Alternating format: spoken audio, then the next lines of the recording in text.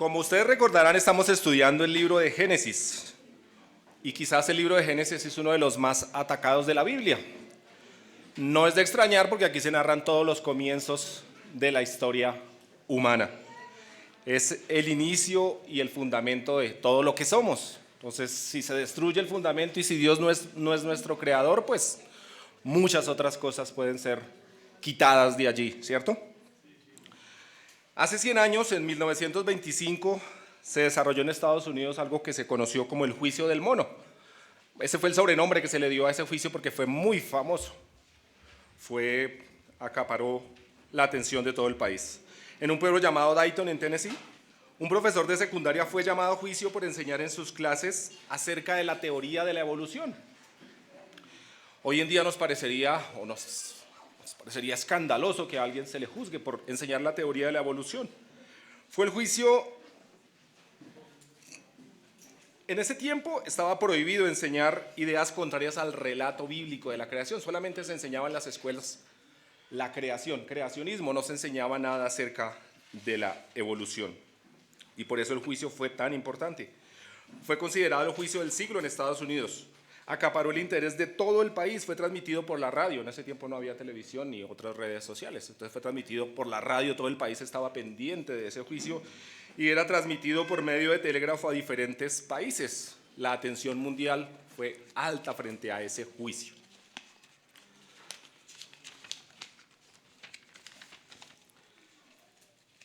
Al final de ese juicio no hizo necesariamente que se quitara tal prohibición, pero en resumidas cuentas y llegado a nuestro tiempo, o quizás como 40 años después, ya fue quitada, ya se permitía que la enseñanza de la evolución se diera en todos los colegios públicos en Estados Unidos. Yo no sé en Colombia cómo se desarrolló eso.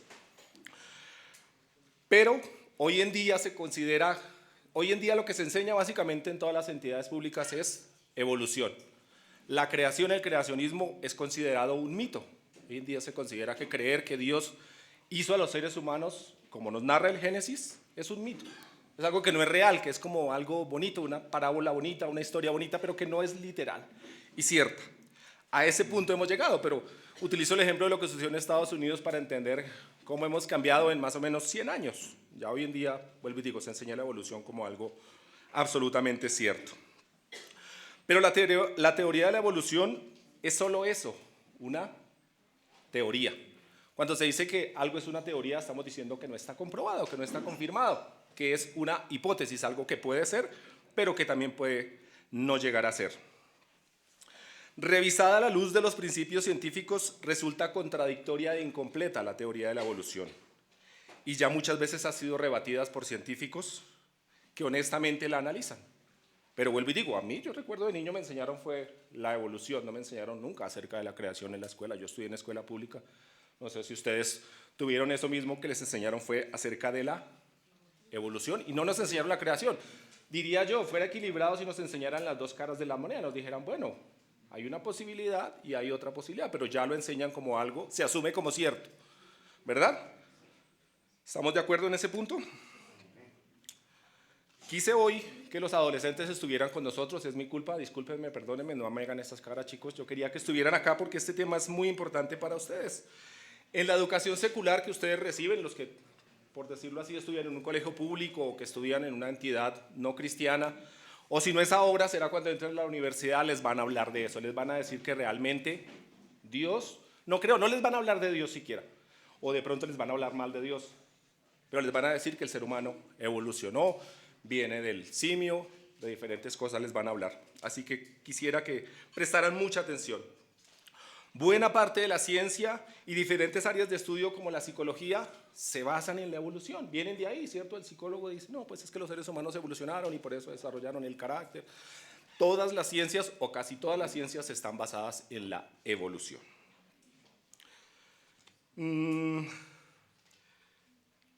La enseñanza del libro de Génesis de estos primeros capítulos nos llevará a ver cómo empezó todo, cómo empezó a existir todo lo que hay, todo, absolutamente todo. Los orígenes, por eso les animo mucho a estar muy atentos a esta enseñanza. Es necesario que reevaluemos porque muchas de las ideas que traemos se nos inculcaron por la educación que recibimos. Aún como creyentes tenemos ideas como un poco extrañas frente a lo que es la creación. O sea, aún dentro de círculos cristianos, por decirlo así, respetables hoy en día, se empieza como a aceptar ciertas cosas de la evolución. Quiero que me acompañen, vamos al capítulo 2 de Génesis, no lo vamos a leer todavía. Vamos a hablar acerca de cuando Dios sopló aliento de vida en el ser humano. Vamos a hablar acerca del tiempo de reposo que Dios tomó. Vamos a hablar acerca del hombre en el huerto del Edén. Y vamos a hablar al final de lo que es la ayuda idónea, del matrimonio. Entender todo esto es fundamental. Si Dios no es nuestro creador, si Génesis 1 y 2 solo es un mito, entonces toda la escritura puede ser interpretada de manera liberal y decir, no, pues es que como que Dios está haciendo un mito ahí, contando una historia alegórica, pero no es literal, y entonces, ¿sí me entiende? Entonces, cualquier parte de la Biblia se puede alegorizar y no decir que está narrando algo literal. Así que de aquí dependen muchas cosas. Si usted permite creer en teorías como la evolución, está dándole un machetazo a la Biblia. Y ese machetazo se lo puede dar donde usted quiera. No que esté bien, pero que lo puede hacer. Leeremos por diferentes partes. No vamos a leer todo el capítulo para ir desarrollando tema por tema. Leeremos por secciones y profundizaremos. Empezaremos con un poquito en desorden. Vamos a empezar con los primeros versículos tratando porque el texto, el capítulo 2 no está organizado cronológicamente, sino hay eventos narrados un poco desordenados. Quiero que me acompañen a orar y entramos a leer. Bueno, Señor, queremos darte muchas gracias. Hoy nos vamos a enfrentar al libro de Génesis nuevamente, Señor. Queremos estar con corazones dispuestos. Aquí entre nosotros algunos pueden creer la teoría de la evolución, pueden creer que realmente tú no nos has creado, Señor, sino que solamente es una historia alegórica. Quiero pedirte que tú hables a nuestras vidas, a cada uno, que refrendes tu palabra, Señor, que me guíes a mí a hablar tu palabra con libertad, Señor, con valentía, y te pido por corazones dispuestos, te pido por los que creemos, Señor, que no nos dé pena compartir lo que tu palabra dice, te pido por los que no creen, te pido que tú les hables, Señor, y que ellos puedan ver la verdad de tu palabra, Señor. Ayúdanos a entender que lo que creemos de Génesis será lo mismo que creeremos del resto de la palabra, Señor. Si dudamos de Génesis, dudaremos de toda la palabra, Señor. Gracias por tu guía y pedimos especialmente la presencia, la guía de tu Espíritu Santo para poder entender la verdad de tu palabra. Y te pido que lo que aprendamos no solamente se quede en teoría, Señor, sino que eso continúe transformando nuestra manera de vivir. Oro por salvación de los que no te conocen y oro por crecimiento y madurez de aquellos que te conocemos. En el nombre de Jesús, amén. Amén. Vamos a los versículos 4 y 7, 4 hasta el 7. Yo se los leo en Nueva Traducción Viviente. Perdónenme porque aún no estoy en Génesis.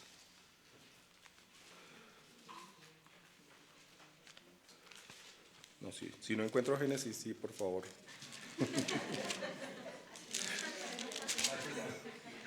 Machetazo me ofrecieron por allá. Versículo 4, 2, capítulo 2, versículo 4, vamos a empezar.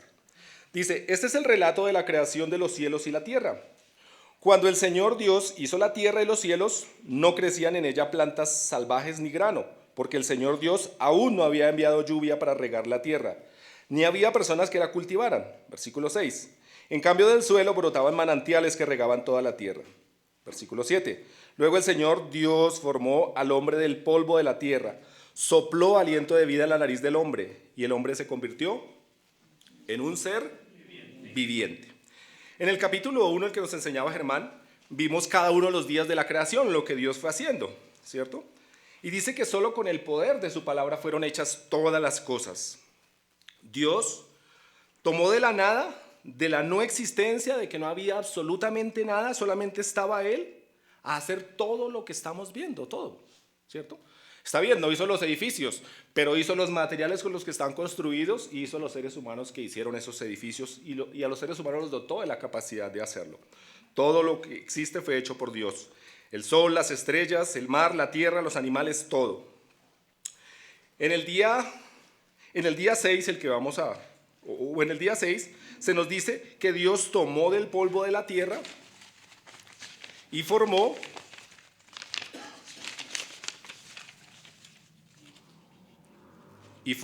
al ser humano del polvo de la tierra. Y alguien puede decir, ¿del polvo de la tierra? Pero la ciencia demuestra que los elementos químicos de los cuales están en la tierra son los mismos elementos químicos de los que están hechos los seres humanos. Ahí hay una gran prueba de que eso es una verdad, de que no es un mito. No es una única prueba, pero es una prueba fehaciente de que eso es real, que los mismos elementos químicos o el ser humano está hecho de elementos que pertenecen a la tierra también. ¿Suena increíble? Claro que sí. Si yo les dijera que aquí en mis manos tengo unos elementos con los que les voy a hacer el almuerzo de hoy, ¿ustedes qué dirían? No, primero lo pedirían un Rappi, ¿cierto? Aquí no hay nada, ¿verdad? Bueno, hay aire, pero nada más. Pero claro, estoy hablando de mí, un ser humano finito, incapaz de hacer algo, ni siquiera con el aire que tengo en las manos podría hacer mucho. Pero es que la Biblia no dice que un ser humano chévere, buena gente, decidió crear a un mundo, no. Dice que el Dios todopoderoso, el Dios preexistente, creó todas las cosas. ¿Sí me entiende? Por eso nosotros pensamos en un ser creando algo. Sí, nosotros somos incapaces, pero es que Dios no es incapaz de hacer todas las cosas. Comparemos la ciencia atea, la que no cree en Dios, de la que parte el principio. O sea, la ciencia atea empieza por decir que Dios no existe, ¿cierto? Y si Dios no existe, pues ahí empieza con un error ya, ¿cierto? No empieza, bueno, miremos si Dios existe, ¿cierto? Sino dice, Dios no existe. De ahí parte, ¿cierto? De ahí trata de interpretar lo que ve a su alrededor.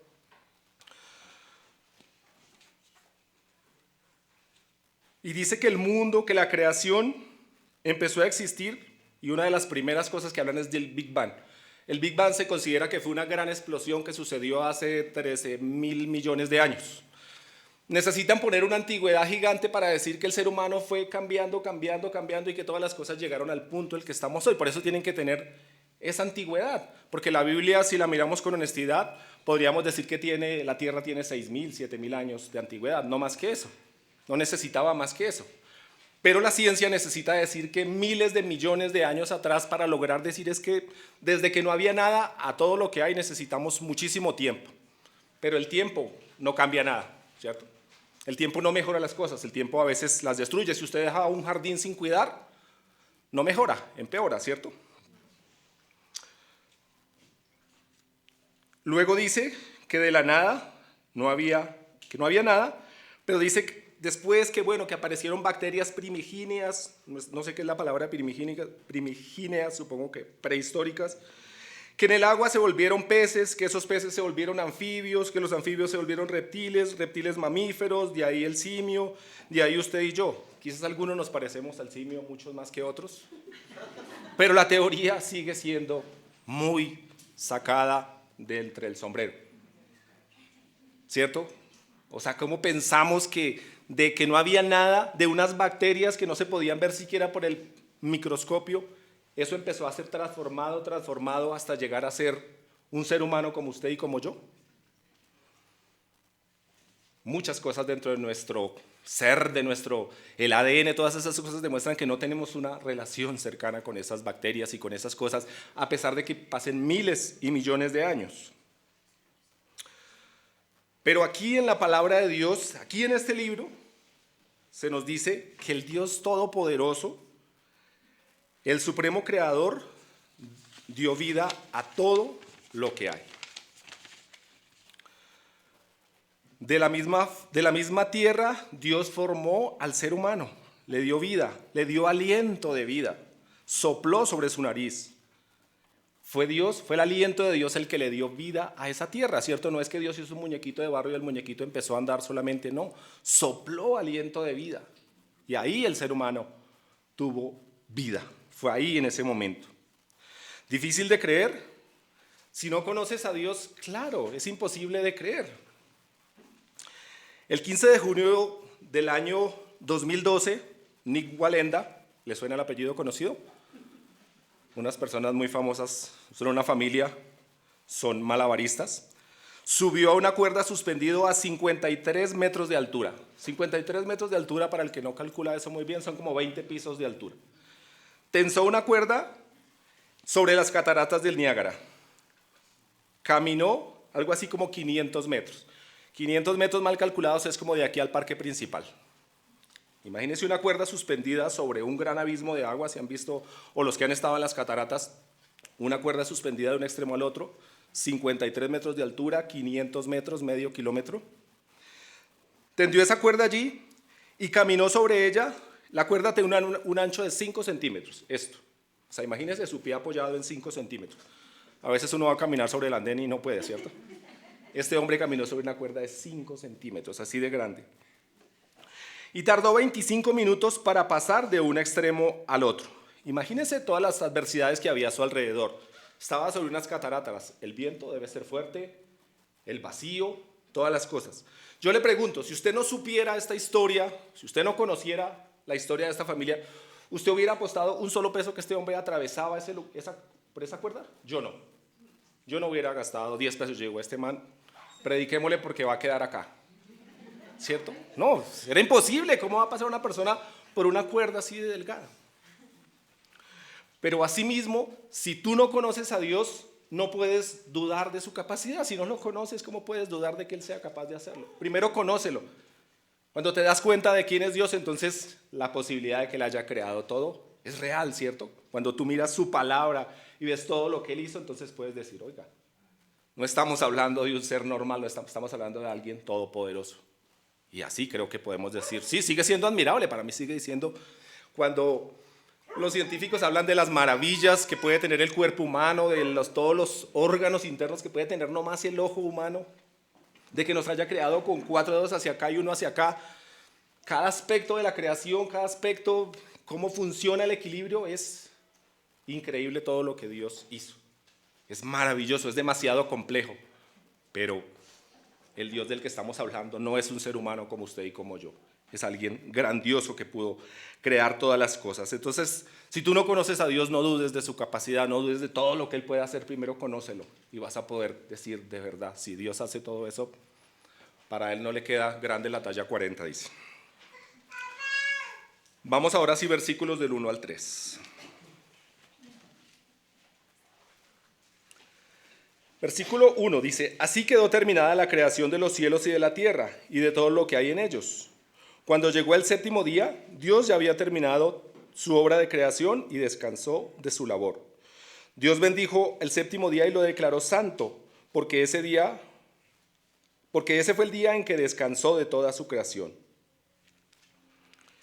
Aquí nos dice que Dios, al finalizar toda la creación, ¿recuerdan lo que dijo? Que todo era bueno. Y en el versículo 31 del capítulo 1 dice que era bueno en gran manera, fue asombroso. Pero luego de eso Dios descansó. La pregunta es, ¿estaba cansado luego Dios? Fue una labor muy grande. ¿Será que estaba cansado y dijo, necesito descansar? No, el pasaje no dice que necesitaba descansar, no dice que descansó, no le da una necesidad. Isaías 40:28, alguien que sea rápido en la Biblia me pueda leer Isaías 40:28, por favor.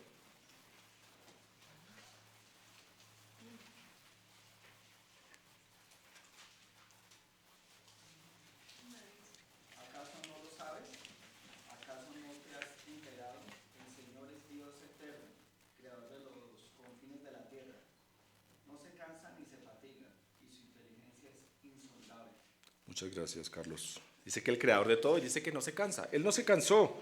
Para Dios no fue difícil llevar a cabo la creación, ¿cierto? No fue un trabajo que Dios le tocó empezar a preparar todo. No, dice que con la palabra de su boca fueron hechas todas las cosas, ¿cierto? Solamente Dios dijo, hágase la luz y la luz fue hecha. Todo Dios solamente con su palabra.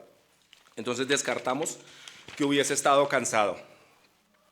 Quizás Dios quiso usar esa pausa porque ya había terminado su creación. Todo lo que en ese momento había planeado hacer estaba hecho. Ya había terminado su labor. También nos quiso enseñar, como para nosotros, que sí es necesario el descanso. Dios quiso darnos un tiempo de descanso y nos mostró el valor y la importancia de eso. También dice el texto que Dios declaró ese día santo, o sea, un día apartado.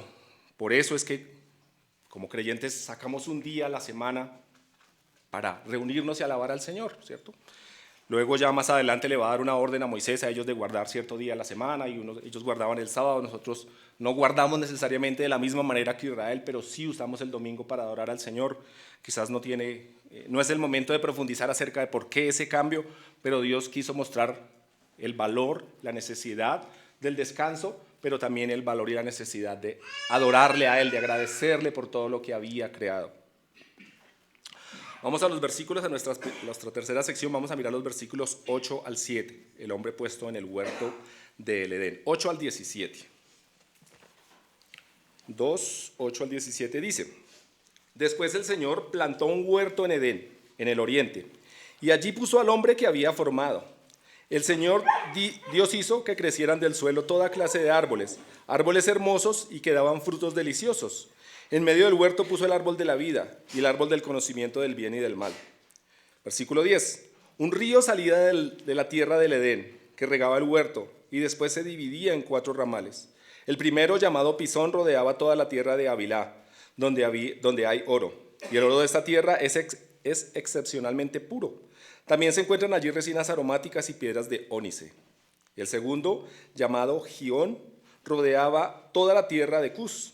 El tercero, llamado Tigris, corría al oriente de la tierra de Asiria. El cuarto se llama Éufrates. El Señor Dios puso al hombre en el jardín de Edén para que se ocupara de él y lo custodiara. Pero el Señor Dios le advirtió: puedes comer libremente del fruto de cualquier árbol del huerto, excepto del árbol del conocimiento del bien y del mal. Si comes de su fruto, sin duda, morirás. Todo lo creado, todo lo que Dios ya había hecho hasta ese instante era maravilloso, perfecto. O sea, pasar de la nada a tener árboles, plantas, animales. Pero ahora Dios hizo como un lugar especial, el huerto del Edén, un lugar pequeño, o bueno, no sé, un lugar muy exclusivo, llamémoslo así. Y nomás el nombre del sitio nos da pistas de cómo era. Edén significa deleite, era un sitio de deleite, un sitio muy, muy hermoso.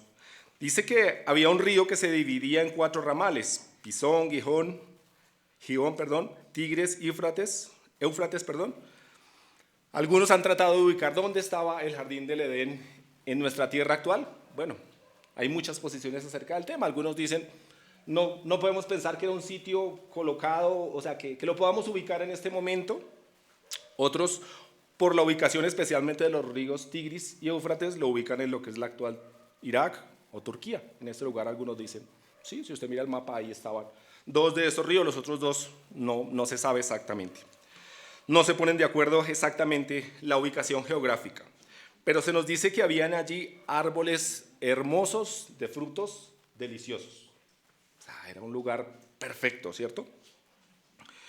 Y se nos habla en especial de 2 árboles, el árbol de la vida. El árbol de la vida va a aparecer nuevamente, Apocalipsis 22, 1 al 2, no lo vamos a mirar en este momento, pero va a volver a hablar de lo que es el árbol de la vida. Cuando Adán y Eva fueron creados, el propósito de Dios es que vivieran perpetuamente, ellos no iban a morir.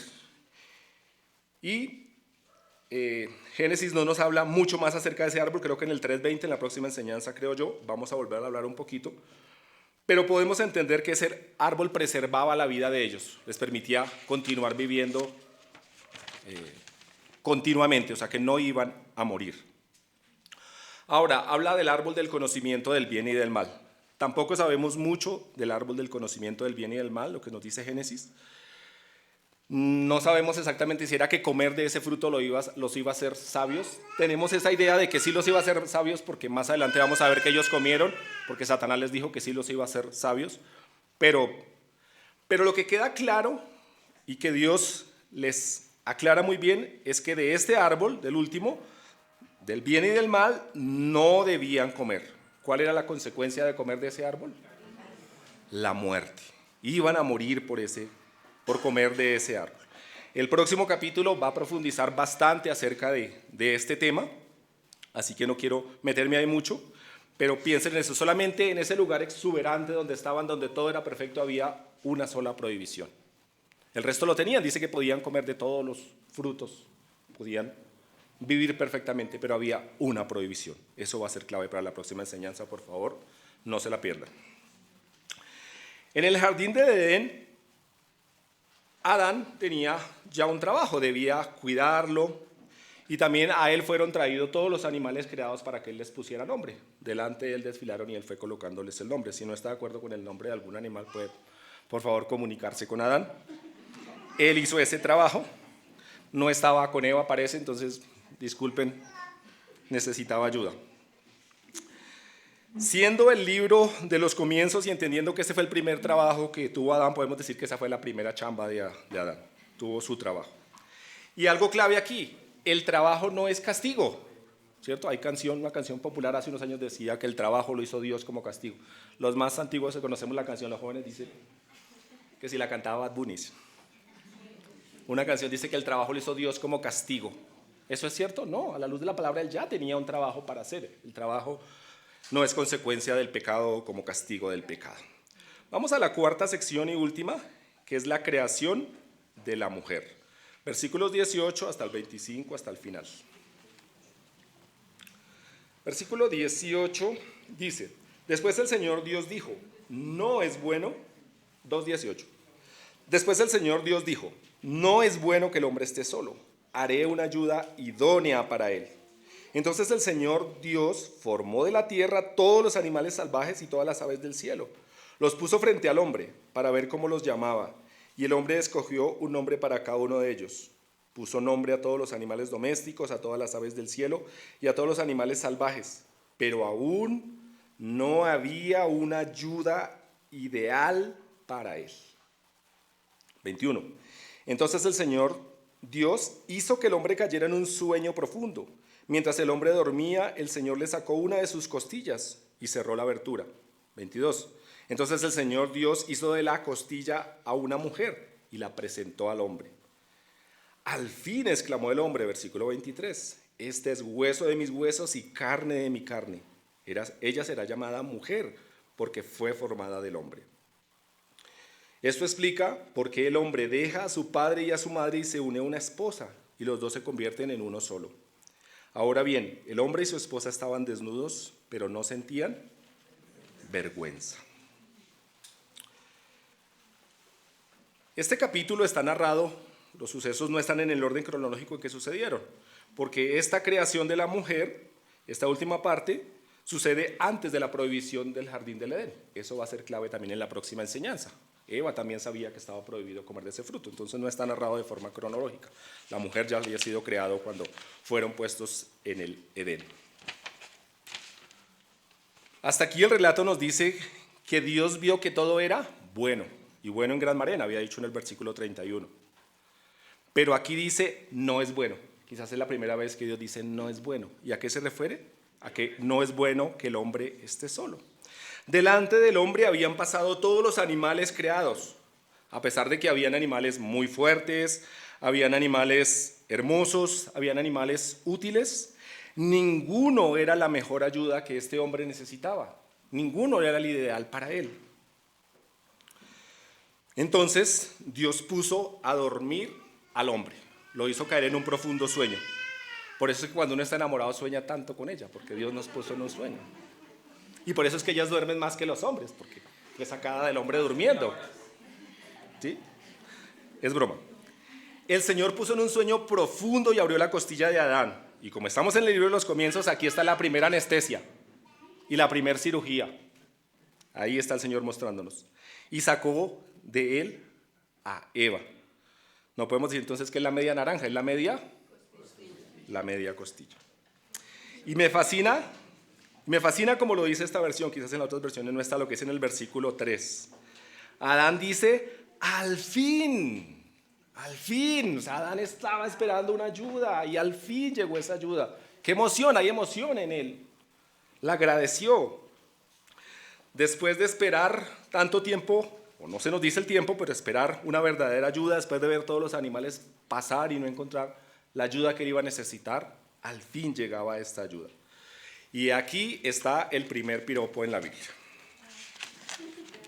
Dice, Adán emocionado dice, este es hueso de mis huesos y carne de mi carne. Este hombre dijo, esta es. mujer será llamada. Y eso en nuestro idioma no es fácil de entender, porque dice mujer será llamada porque el hombre fue tomado. Bueno, en el idioma hebreo en que fue escrito, hombre es ish, I-S-H, y mujer es I-S-H-A, o sea, isha. Entonces, es un juego de palabras, es decir, el nombre de la mujer fue tomado del nombre del hombre.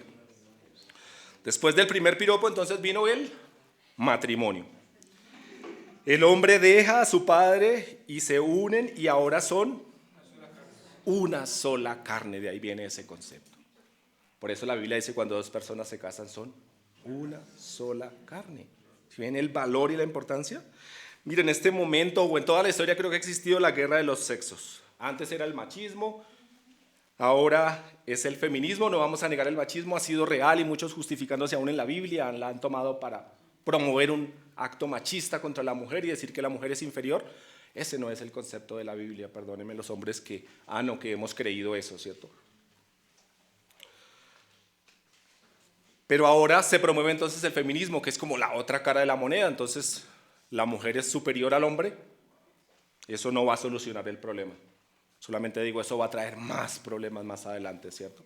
Hay que ir a la palabra de Dios y decir cómo es el modelo divino, ¿cierto? No es quién manda en la casa y quién da la plata y quién hace y quién trabaja y quién no trabaja y quién cuida a los niños y quién hace los oficios. A la palabra de Dios donde debemos fundamentar cómo debe funcionar un hogar. No la psicología moderna, no la ciencia. ¿Cómo dice la palabra de Dios que debe funcionar un hogar? Es hermoso lo que nos describe la palabra. Dios sacó a la mujer del hombre, ¿cierto? Lo durmió y de ahí sacó una costilla. Pero a la vez, ¿de dónde nacemos todos los hombres? De una mujer, ¿cierto? Muestra una interdependencia de los dos. Dios nos hizo diferentes, absolutamente diferentes, ¿cierto? Pero complementarios, ¿cierto? Creo que recuerdo mucho una frase de Adrian Rogers, un famoso predicador, decía, a su mujer no la entienda, ámela. Y es así, entenderse a veces entre hombres y mujeres es difícil, somos diferentes, tenemos una naturaleza o unas ideas un poco diferentes, nuestro carácter es diferente. Dios nos hizo diferente y eso causa cierta dificultad para entender, pero a veces, no digo que absolutamente nunca la entendamos, porque ya me dicen, pero ¿cómo necesito que me entienda? Bueno, sí, pero hay veces que uno tiene que decir, no entiendo cómo piensan las mujeres necesariamente, pero Dios nos llama es a amarlas, amarlas. Ese es el plan de Dios. Somos interdependientes, somos iguales. Y piensen en algo, el matrimonio fue creado por Dios mismo. Desde que creó al hombre, no se lo inventó después. Creó al hombre y de una vez creó a la mujer y los puso en el matrimonio. Es un pacto sagrado. Es a los ojos de Dios. Él fue el que quiso que se hiciera así. Pues digo, no es un invento humano.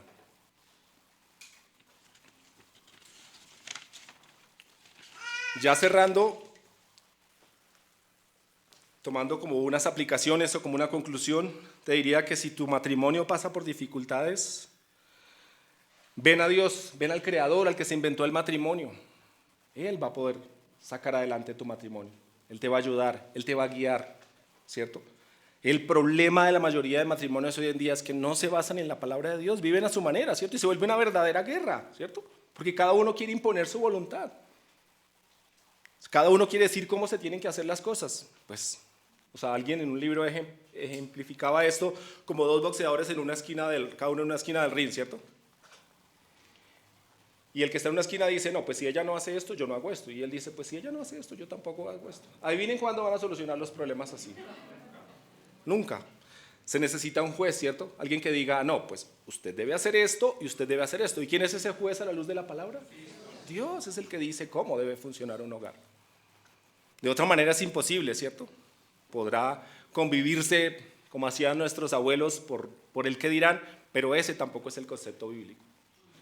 Un matrimonio que gloria a Dios es un matrimonio que también se gozan las dos personas que están allí, no es una tortura de 50 años de tortura ahí casados, no, es a la luz de la palabra. Vuelvo y digo, si tu hogar está pasando dificultades, no dudes en buscar ayuda en la palabra de Dios y consejería, o sea, consejería especializada que te ayude en las dificultades.